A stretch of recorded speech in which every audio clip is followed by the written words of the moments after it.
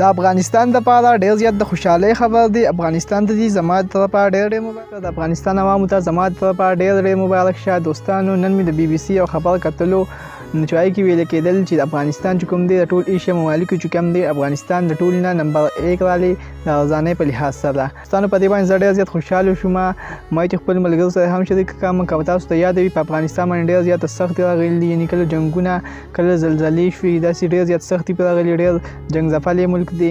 نو الله هغه ښه په هغې باندې راحت هم راوستله په ټول پاکستان نه، لکه په ایشیا کې څومره ملکونه دي نو د هغې ټولو کې افغانستان په نمبر 1 باندې راغلی، هغه هم په ارزانۍ کې. که موږ وګورو په نورو ملکونو کې ورځ ګراني روان ده او په افغانستان کې ارزاني شروع ده.